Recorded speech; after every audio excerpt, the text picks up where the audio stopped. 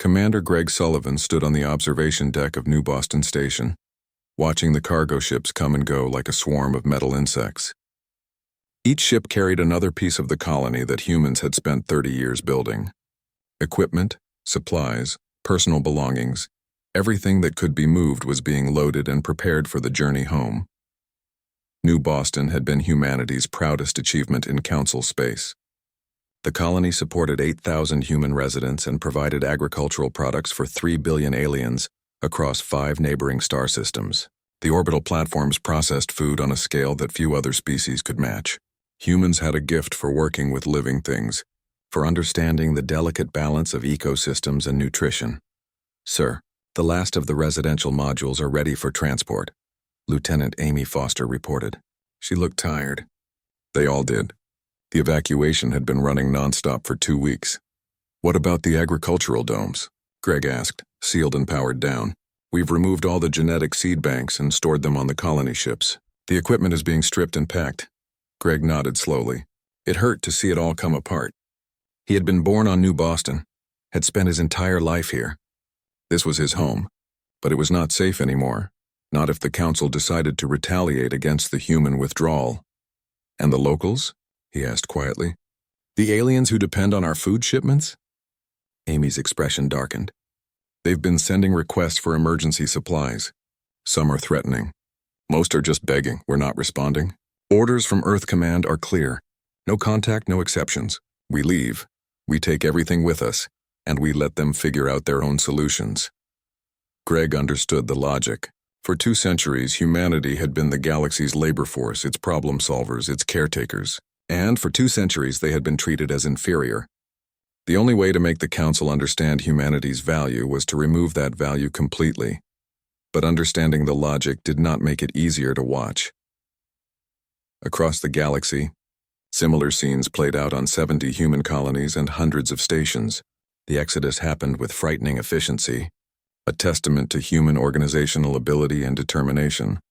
On Station Harmony Prime, the Council's central hub, Technical Director Kelvin Morris supervised his team's final day of work. They had maintained the station's critical systems for decades, keeping power flowing and life support running for the 3 million beings who called Harmony Prime home. The station's alien administrators watched with growing panic as human technicians sealed access panels and locked down systems. A young Telnari administrator, her forearms wringing together nervously, approached Kelvin. "Please, you cannot leave us like this. We do not understand these systems. They are too complex." Kelvin looked at her with tired eyes. "We offered training programs for 20 years. We begged your people to learn how these systems work. Do you know what your supervisor told me?" She shook her head. "He said it was beneath the Talnari to learn human grunt work. Those were his exact words. But the station will fail without you." Kelvin sealed the last equipment crate and signaled for the loading drones. "The basic operational manuals are in the public database. Start there. Everything else you will have to figure out on your own. People will die if the systems fail. Then I suggest you learn very quickly." Kelvin's voice was not cruel, but it was not sympathetic either.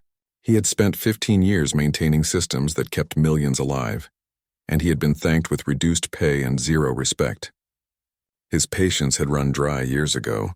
The human technicians filed out of the control room, leaving behind confused and frightened aliens, staring at displays they did not understand. By the 4th week of the exodus, the first cracks began to show in the Council's infrastructure.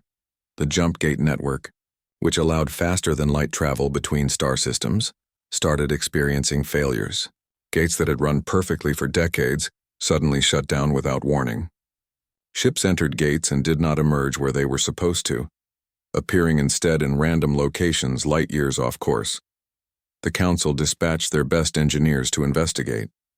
They found systems that combined technologies from 5 different species, woven together in ways that should not have worked but somehow did. Human engineers had spent decades perfecting these hybrid systems, creating something far more efficient than any single species could have designed. But now those same engineers were gone, and no one else understood how the pieces fit together. A Krell engineer named Shara spent 3 days trying to restart a failed jump gate near the outer rim. She was one of the best in her field, with 2 centuries of experience, She studied the human documentation, followed the procedures exactly, and still the gate refused to activate. In frustration, she contacted the council with her report. The human systems are beyond our current understanding. They operate on principles that combine quantum mechanics, biological computing, and gravitational manipulation in ways we did not think possible. Without the humans to guide us, repairing these gates could take years. The message sent shockwaves through the council. Without the jump gate network, interstellar travel would take months instead of hours. Trade would collapse. Communication between worlds would slow to a crawl. Sothkar called an emergency session. The Grand Chamber, which had been so dismissive of human concerns just weeks ago, now buzzed with worry. "We must contact the humans," declared a Vren representative. "Offer them concessions, better trade terms, increased representation, whatever they want." "We have tried," replied Councillor Marcus Venn. "Every attempt to contact Earth or the human colonies has been ignored. They have sealed their borders and refuse all communication. Then we send a military force to compel them to return." Marcus stood slowly, his aged frame somehow commanding attention. "That would be unwise. Do you not remember who has been training our military forces? Who has been serving in our peacekeeping operations? 60% of all Council military personnel were human, and now they are gone." The chamber fell silent as the implications sank in. "Furthermore," Marcus continued, "humanity may be young by our standards, but they are not weak. Their technology has advanced considerably in 2 centuries. I would not recommend testing their defenses." In the medical facilities across Council space, doctors struggled with equipment they barely understood. Human physicians and nurses had been the backbone of galactic healthcare. Their ability to think creatively and adapt to different biologies unmatched by more specialized species. On the resort world of Celestia, a medical emergency highlighted the crisis. A Talnari tourist suffered a reaction to local food. The condition was rare but treatable with the right diagnostic equipment. The problem was that no one at the hospital remembered how to use the equipment without human technicians to guide them. The tourist died after 6 hours of increasingly desperate attempts to save her life. The incident made news across the galaxy. It was not the first death related to the human exodus, and it would not be the last. Food shipments ground to a halt as the agricultural networks humans had built began to fail. Crops went unharvested because no one else knew the careful timing and techniques required. Genetic modifications that had allowed plants to grow in hostile environments began to degrade without proper maintenance. On industrial worlds where food was imported rather than grown, panic began to set in. The Vren mining colonies in the Outer Reach were the first to face true catastrophe. Their atmospheric processors, maintained for decades by human engineers, began to fail. The air inside the colony domes grew toxic. 12 million Vren needed immediate evacuation, but the transport network was already strained from jump gate failures. Moving 12 million beings would take months with the limited ships available, and those ships would have to travel the slow way, without the gates humanity had maintained. The evacuation became a disaster. Ships broke down, supplies ran short, thousands died in the chaos, and through it all humanity remained silent. Their borders were sealed tight. Automated defense platforms destroyed any ship that came too close.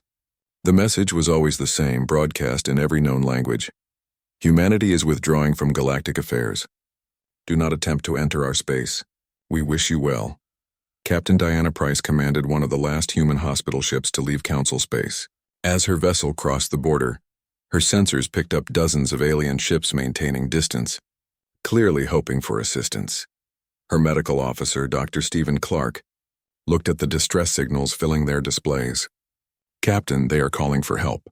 Medical emergencies, food shortages, equipment failures." Diana stared at the screen, her jaw tight. Every instinct screamed at her to respond, to help those in need. She had become a doctor to save lives, not to watch people suffer. But she had also watched humanity beg for fair treatment for 200 years. She had seen brilliant human scientists passed over for promotions in favor of less qualified aliens. She had watched human children grow up in a society that taught them they were worth less than others. "Continue on course," she said quietly. They made their choice. Now they live with it. By the 6th month, every human had left Council space. The galaxy, which had seemed so full and vibrant, now felt empty and broken. And in the darkness between stars, the grand hall of the Galactic Council gleamed under artificial lights that mimicked a dozen different home suns. Creatures of every shape and size filled the circular chamber, their voices creating a symphony of clicks, hums, and melodic tones. At the center stood the council speaker, a being called Zoth Kar, whose crystalline body reflected light in rainbow patterns across the walls. Captain Daniel Warren waited his turn to speak. He wore his dress uniform, dark blue with silver buttons that caught the light. Beside him stood Commander Lisa Martinez, holding a tablet that contained humanity's latest request. They had made this trip 17 times in the past 5 years. Each time the answer was the same. Daniel looked around the chamber at the alien faces. Some looked bored. Others seemed annoyed that humans dared to speak at all. He recognized a few who had always been kind to him, but they were too few and their voices too quiet to matter. The council had existed for 12,000 years. 63 different species belonged to it, each with their own customs and cultures. Humanity had joined only 200 years ago, young and eager to be part of something greater. They had believed the promises of equality and mutual benefit. That belief had died slowly over 2 centuries. The human delegation may speak, Zoth Kar announced, his voice carrying easily through the vast space. Daniel stepped forward. He had practiced this speech for weeks, choosing every word carefully. Honorable council members, we come again to request fair representation. Earth and her colonies contribute 23% of the council's workforce. We maintain the jump gate network that connects your worlds.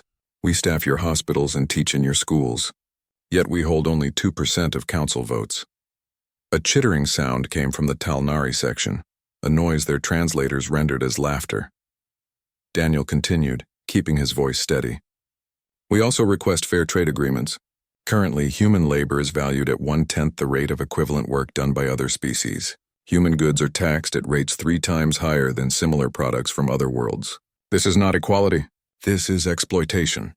Zoth Kar did not even pretend to consider the words. Your species is fortunate to have a voice at all.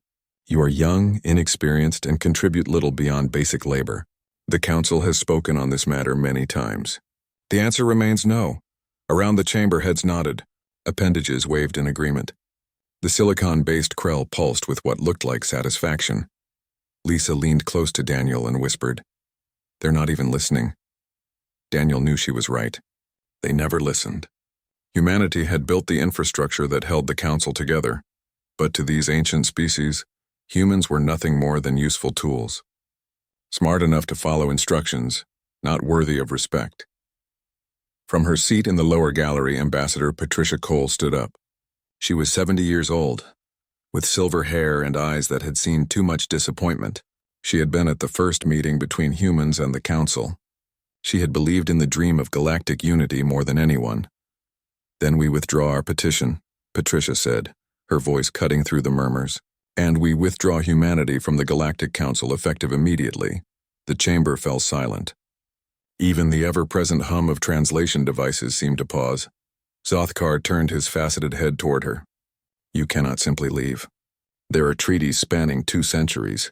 There are obligations and contracts, all of which we have fulfilled beyond their requirements, Patricia replied. She walked down the steps from the gallery, her footsteps echoing. We have given you 200 years of labor, innovation, and loyalty. You have given us nothing but contempt. We are finished. A Vren counselor stood, his massive frame towering over those around him. This is foolishness. Where will you go? What will you do? Patricia reached the main floor and looked up at the assembled aliens. Some looked confused. A few looked angry. Most looked dismissive, as if this was merely a tantrum that would pass. We will go home, Patricia said simply.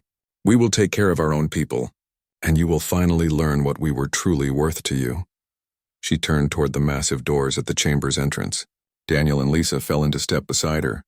As they walked, Daniel felt a strange mixture of fear and relief. Fear of what came next, relief that they had finally spoken the truth.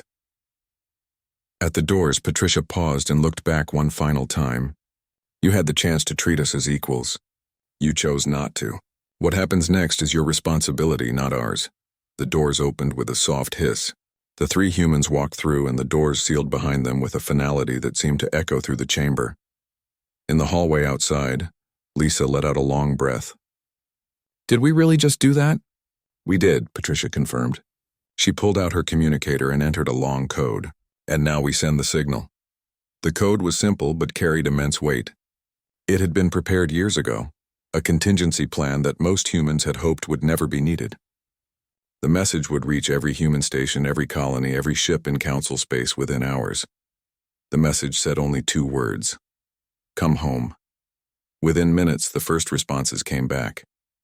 Colony governors confirming receipt, ship captains acknowledging orders, station commanders requesting clarification on timeline.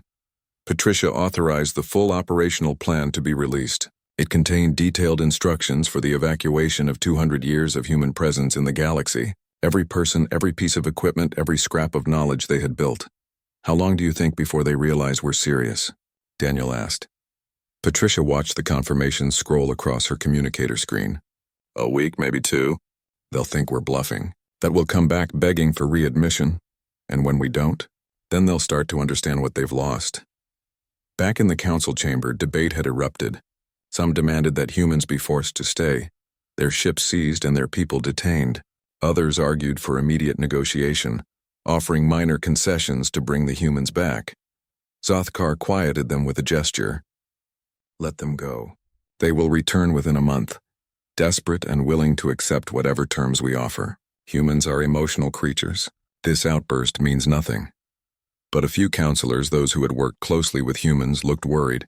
Representative Marcus Venn, whose species had always maintained good relations with Earth, stood slowly. "I fear we have made a grave mistake," he said quietly. "I have worked with humans for 50 years. When they make a decision like this, they do not reverse it." "They are one species among 63, Zothkar replied. "Their absence will be an inconvenience, nothing more."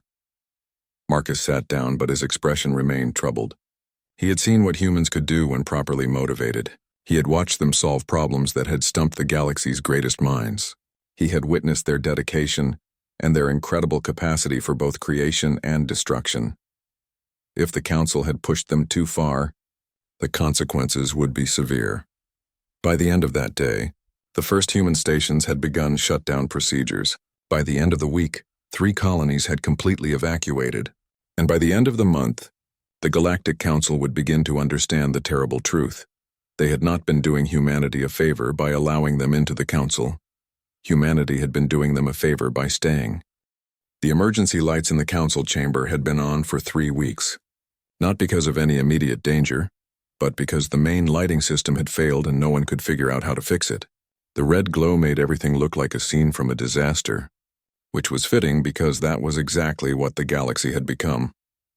Zothkar stood at the center of the chamber, his crystalline body reflecting the crimson light in angry patterns. Around him, representatives from dozens of species argued and shouted. The careful order that had defined the Council for 12,000 years had crumbled in just 8 months. "The Vren colonies are dying," shouted one representative, his translator barely keeping up with his frantic speech. "We need immediate assistance. Food, medical supplies, technical support." "The Talnari face the same crisis," another voice called out. "Our hospital systems are failing.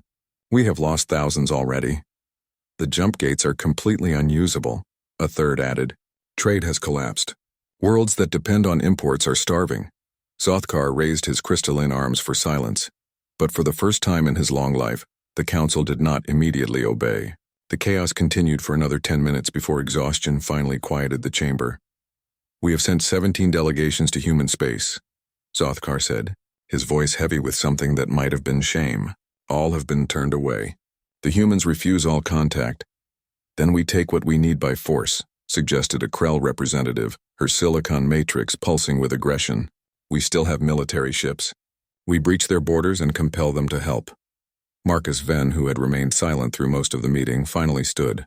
He looked older than he had 8 months ago, worn down by the weight of watching his predictions come true. "That would be suicide," Marcus said simply. "I have seen the sensor readings from our probes. Human space is defended by weapons we have never encountered before. Automated platforms that can target and destroy entire fleets. They have been busy during their isolation." "Then what do we do?" someone asked, and for the first time there was real fear in the question. Marcus looked around the chamber at the assembled species, at the pride and arrogance that had defined galactic society for so long. We learn, and we hope that when we have learned enough, the humans might be willing to talk again. On the pleasure world of Celestia, millions of tourists remained stranded. The orbital elevators that connected the surface to the space stations above had been shut down when the human operators left. The elevators themselves were fine, but they were locked with security codes that no one else had. A team of Talnari engineers had spent 2 months trying to hack the systems. They had finally succeeded the previous week, only to discover that restarting the elevators required a sequence of operations so complex that one mistake could cause the entire system to collapse. They made that mistake on their 3rd attempt.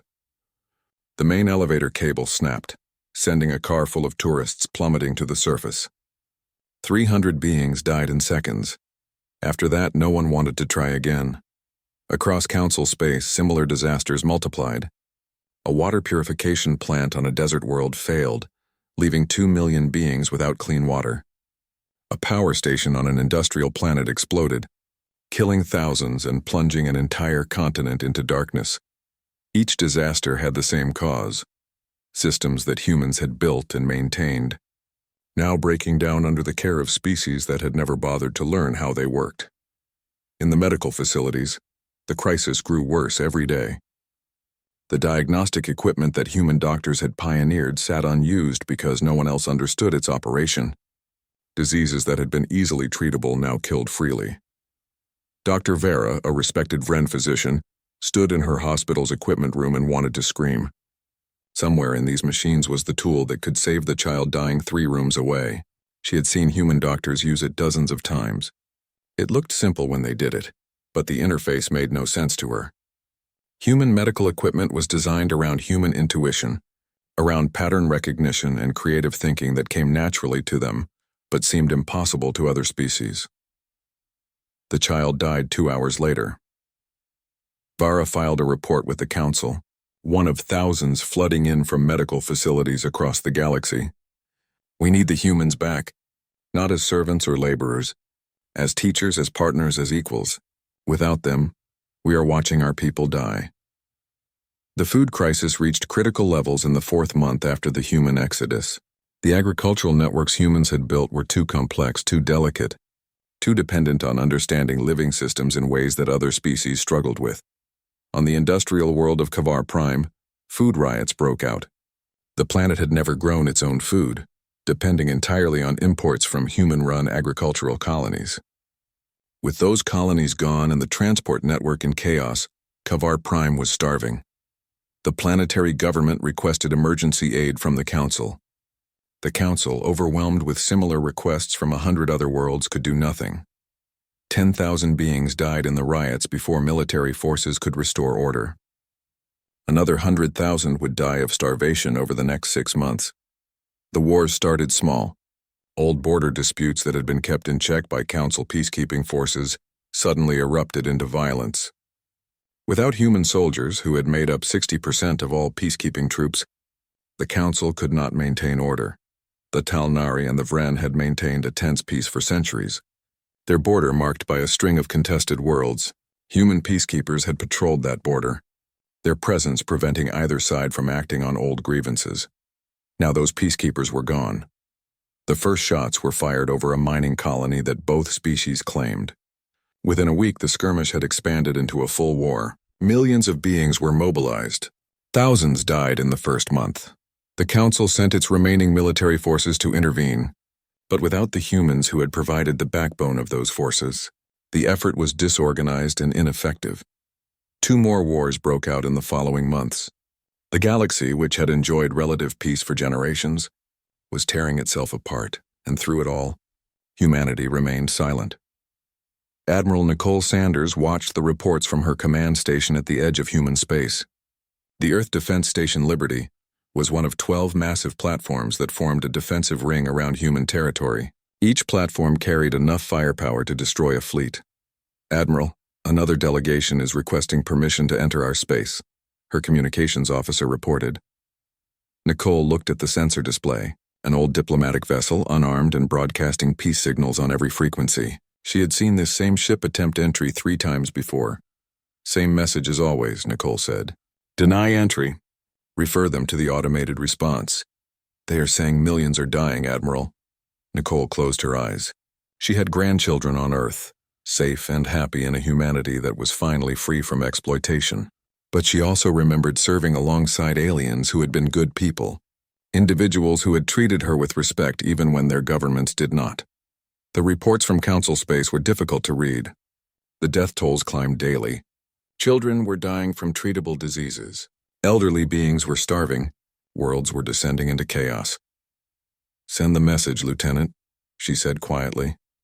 The alien ship received the same response it had received 3 times before, a recorded message in every known language.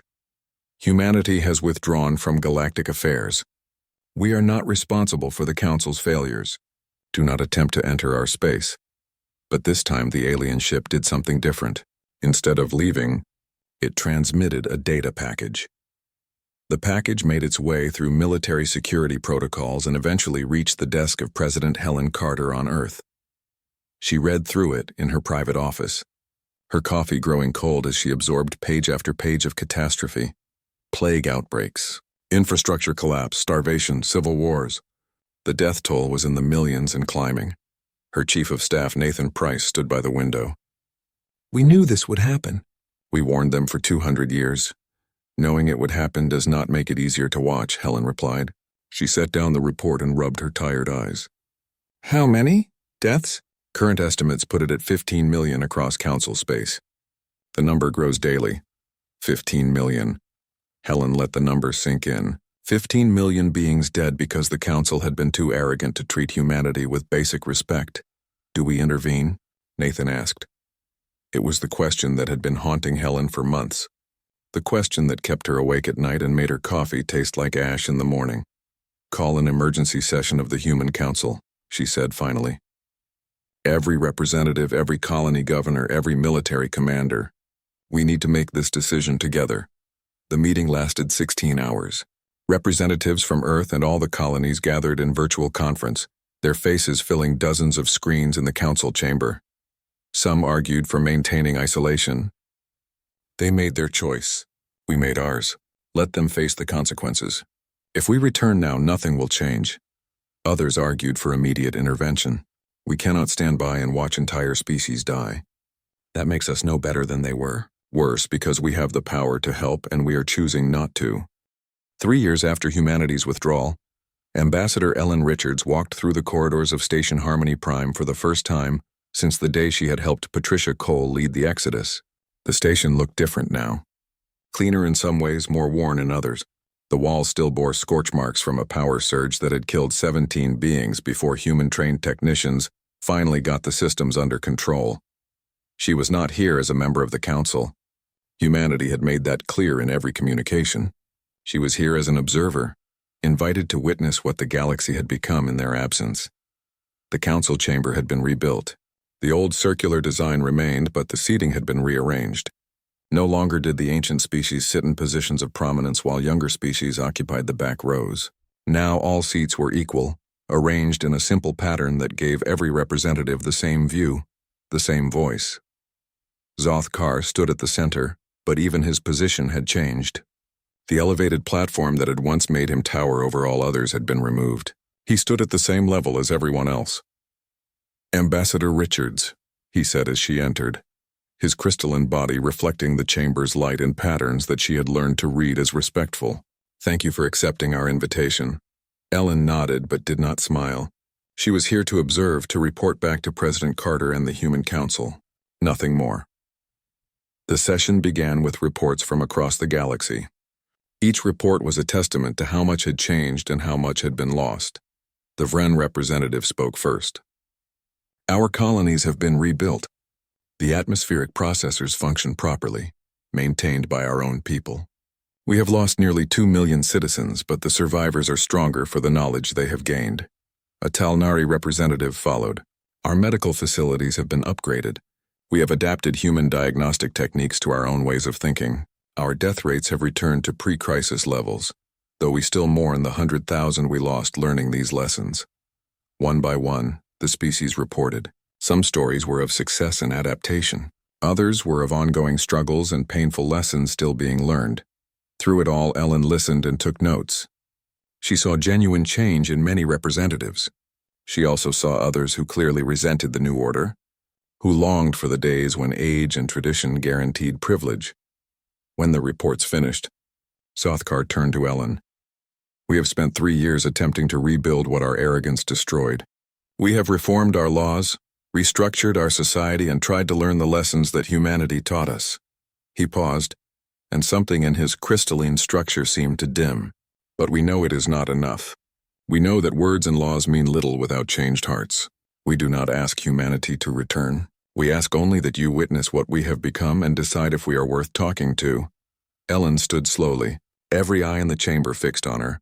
She thought about the 200 years of exploitation, the 15 million dead from the crisis, the countless smaller injustices that had driven humanity away. She also thought about the human relief teams who had returned not with weapons but with knowledge. About the engineers and doctors and teachers who had spent years helping former oppressors rebuild. "The galaxy can function without us," Ellen said clearly. "You have proven that. We gave you the tools, the knowledge, the training. What you lacked was not our labor. It was respect. For yourselves and for us." She looked around the chamber, meeting as many eyes as she could. Some alien species had eyes in different places, but she had learned to find them over her long career. "You ask if you are worth talking to," Ellen continued. "That is the wrong question. The question is whether you have truly changed or whether you have simply adapted enough to survive. Whether you will treat the next young species with the respect you denied us, or whether you will fall back into old patterns once the pain of this lesson fades." Zothkar's crystalline structure pulsed, a sign of deep thought. "How do we prove we have changed?" "Time," Ellen said simply. "And actions. You do not prove change in 3 years. You prove it in 3 generations. You prove it by teaching your children differently, by building institutions that value contribution over tradition, by making equality so fundamental that no one can remember it ever being otherwise." She gathered her notes and prepared to leave. At the chamber doors, she paused. "Humanity is not coming back to the council. Not as we were. But we are willing to engage as equals, true equals. What that looks like and whether it happens at all depends entirely on you." The chamber remained silent as she left. Over the following months, humanity and the Reformed Council began a careful dance of diplomacy. Not treaties or alliances, but conversations, trade discussions that actually considered both parties' needs, scientific exchanges that treated human researchers as equals, cultural programs that celebrated humanity's contributions without exploiting them. It was slow. It was frustrating. Old prejudices died hard, and some species refused to adapt at all. But progress happened. On New Boston, which had been recolonized by humans 2 years after the Exodus, Commander Greg Sullivan watched alien ships arrive at the orbital platforms, not to demand service but to learn, to trade fairly, to build relationships based on mutual respect. "Do you think we did the right thing?" Lieutenant Amy Foster asked him. She was a captain now, commanding her own vessel, but she still returned to New Boston regularly, to the place that had been her home. Greg thought about the question for a long moment. "We did the necessary thing. Whether it was right or wrong depends on what happens next. And what do you think will happen?" "I think some of them learned. I think others never will." Greg looked out at the stars, at the vast galaxy that humanity had briefly walked away from. "But the ones who learned will build something better. And maybe, eventually, we will be part of that." On Earth, President Helen Carter stood in her garden, the same garden where she had made the decision to send relief aid 3 years ago. She was older now, ready to pass the presidency to someone younger and perhaps less weary. Nathan Price joined her, carrying 2 cups of coffee. The council sent another proposal: full trading rights, cultural exchange programs, joint research initiatives, all structured as partnerships between equals. What does the Human Council think? Split as always. Half want to engage more fully, half want to maintain distance. Nathan handed her the coffee. "What do you think?" Helen sipped the hot liquid and watched the sunset paint the sky in colors that still took her breath away after 70 years of life. "I think we taught them that we have value. That is good. But we also taught them that we will walk away if we are not treated with respect. That is better, so we engage, carefully, slowly, with clear boundaries and absolute willingness to walk away again if necessary. She smiled slightly. Our grandchildren will have to finish this work. We only started it. Across the galaxy, on 1,000 worlds in 100 different languages, the story of humanity's withdrawal had become legend. Different species told it different ways, but the core lesson remained the same. The Vren told their children about the day. The air began to fail and they learned humility. The Talnari taught medical students about the importance of learning from all species, not just the ancient ones. The Krell inscribed the story in silicon memory, a permanent reminder of the cost of arrogance, and in the council chambers, a new tradition emerged. At the end of every session, the speaker would recite the same phrase. We learned silence from the humans. May we never need to learn it again. 5 years after the withdrawal, Ambassador Ellen Richards returned to Station Harmony Prime for the signing of the first formal agreement between humanity and the Reformed Council. It was not membership. It was not an alliance. It was simply an agreement to trade, to share knowledge, and to treat each other with respect. Zoth Kar, now elderly even by his species' long standards, stood beside her as they sealed the documents. Do you think your people will ever forgive us? Ellen looked at him thoughtfully. Some already have. Some never will. Most are somewhere in between, waiting to see if this change is real or just temporary. And you? I remember everything, Ellen said quietly. Every insult, every dismissal, every time we were told our contributions did not matter. I will never forget that. She paused, then added, but I also see what you have built from the ashes. I see species learning to value each other. I see young beings growing up in a galaxy that is slowly becoming more fair. That is worth something. Zothkar's crystalline structure pulsed with what Ellen had learned to recognize as gratitude. We lost much to learn this lesson. Yes, you did. And you will lose much more if you forget it. 10 years after the withdrawal, the first Joint Human Council research station opened on a neutral world. Scientists from 20 species worked together on projects that none could accomplish alone. 20 years after, the first generation of aliens who had grown up in the reformed galaxy reached adulthood. They had been taught from childhood that all species had value, that contribution mattered more than age, that respect was earned and given freely. They were not perfect. Prejudice did not disappear in a single generation, but they were better. 50 years after the withdrawal, historians from a dozen species gathered to document what they called the human relief ships emerged from jump space like ghosts returning from the dead. They arrived not in council space proper, but at the sites of the worst disasters, appearing without warning and without asking permission. Commander Jacob Walsh led the first relief mission to the Vren mining colonies in the Outer Reach. His flagship, the Earth vessel Mercy, was accompanied by 6 military escorts bristling with weapons that made the Vren planetary defense forces look like toys from a forgotten age. The Vren colonial governor, a massive being named Throck, watched the human ships approach with a mixture of hope and fear. His people were dying. The atmospheric processors had failed completely 2 weeks ago, and emergency life support could only sustain the remaining population for another month at most. Human vessels, this is Colonial Governor Throck, he transmitted. We request immediate assistance. Our situation is critical. There was a long pause before Jacob's voice came through the communication system. Governor, we are here to repair your atmospheric processors. Our engineers will also train your people in proper maintenance procedures. You have 6 months to learn everything you need to know. After that, we leave. 6 months? Throck felt panic rise in his chest. That is not enough time. It will have to be, Jacob replied. We are not returning as your servants. We are here to help you help yourselves. Take it or leave it. Throck looked at the screens showing his dying colony, at the children struggling to breathe, at the hospital wards filled beyond capacity. We accept your terms. The human ships docked within the hour. Teams of engineers poured out, moving with an efficiency that made the Vren workers look clumsy by comparison. They carried tools and equipment, but more importantly, they carried knowledge. Chief Engineer Karen Foster led the repair team.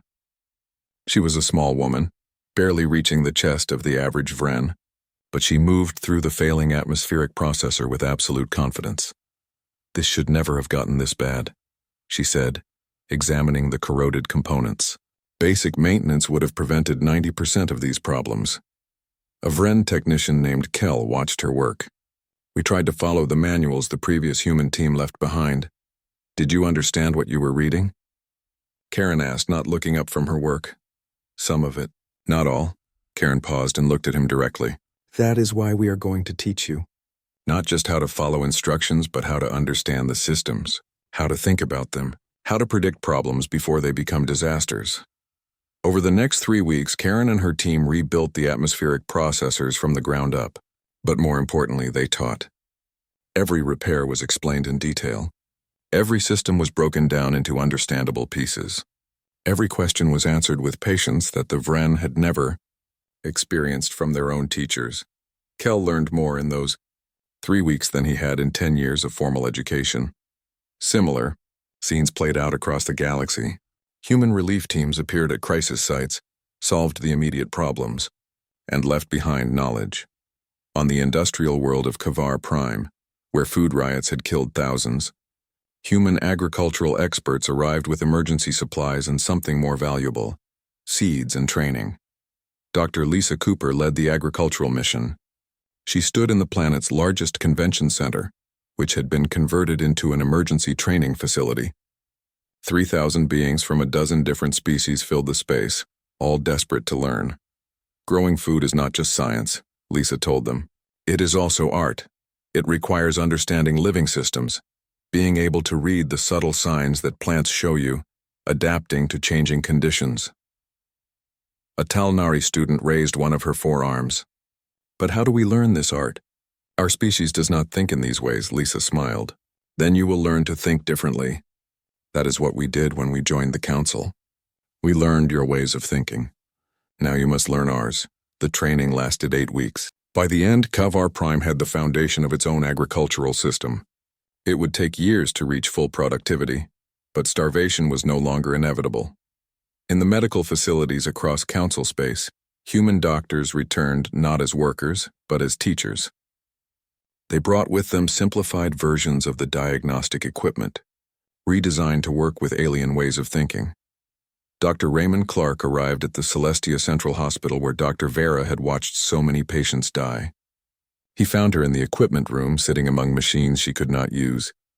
"I hear you lost a child," Raymond said gently. Vera looked up, her large eyes wet. "Many children. So many I have stopped counting." "Then let's make sure you do not lose any more." Raymond picked up one of the diagnostic tools. This equipment was designed by humans for humans. That was our mistake. We should have adapted it for everyone from the start. He spent the next 6 weeks teaching Vera and her staff, not just how to use the equipment, but how to think like human diagnosticians, how to look for patterns, how to trust intuition alongside data, how to consider possibilities that seemed unlikely. Vera proved to be an excellent student. By the time Raymond left, she was training other doctors herself. But the human aid came with strict boundaries. Every mission had a time limit. Every team made it clear they were not staying. And most importantly, humanity refused all attempts at diplomatic contact with the Council itself. 18 months after humanity's withdrawal, a delegation from the Council arrived at the edge of human space. They came in an old diplomatic vessel, carrying with them offers of improved trade agreements, increased representation, and formal apologies. Admiral Nicole Sanders watched them arrive from her command station. She had expected this eventually. "They want to negotiate," her communications officer reported. "No," Nicole said simply. "Send them away." "Admiral, they are offering significant concessions. I do not care if they are offering to make President Carter the council speaker." "The answer is no." Nicole leaned back in her chair. "They still do not understand. This is not about getting better terms. This is about them learning to function without exploiting us." The alien delegation lingered for 3 days before finally leaving, but they left behind a data package containing detailed accounts of everything the Council had done to address their failures. Reform proposals, new laws ensuring species equality, plans for education and infrastructure development. The package eventually reached President Helen Carter's desk. She read through it carefully, making notes in the margins. "What do you think?" Nathan Price asked. "I think they are scared," Helen replied. "I think they are drowning and they want us to save them." "Will we?" Helen set down the report. We already are, but on our terms. We help where we choose to help. We teach what we choose to teach, and we maintain our complete independence. Some people think we should rejoin the council, help rebuild it from within. Some people did not spend 200 years being treated as inferior. Helen's voice hardened. The council can rebuild itself. If they truly learn from this, if they truly create equality, then maybe one day we can talk about cooperation, but that day is not today. The relief missions continued for another year. Slowly, painfully, the galaxy began to stabilize. The death toll stopped climbing. Infrastructure was repaired. Food production resumed. The wars ended as council forces, bolstered by training from human military advisors, finally restored order. But the galaxy that emerged from the crisis was fundamentally different from the one that had existed before. The Galactic Council, faced with the undeniable proof of its failure, began the slow process of reformation. Laws that had privileged older species were repealed. Trade agreements were rewritten. Representation was redistributed based on actual contribution rather than age and tradition. It was painful. Many species resisted, clinging to their ancient privileges. Some left the council entirely rather than accept equality with species they considered inferior. But enough remained. Enough adapted, enough learned. Zothkar stood before the reformed council chamber, now lit with steady, reliable lighting that human-trained technicians had restored. Around him sat representatives from 56 species. 7 had chosen to leave rather than accept the new order. We have spent 2 years rebuilding what we destroyed through arrogance, he said, his voice heavy with lessons learned too late. We have lost millions of lives. We have lost trust that will take generations to restore. And we have lost the partnership of the species that could have helped us avoid all of it. He paused, looking around the chamber. The humans proved something to us. They proved that value comes not from age or tradition, but from contribution and character. They proved that all species deserve respect, and they proved that we need them far more than they need us. In the gallery, Ambassador Marcus Venn listened to the speech. He was 100 years older than when humanity had first left, and he wondered if he would live to see them return. If they ever did.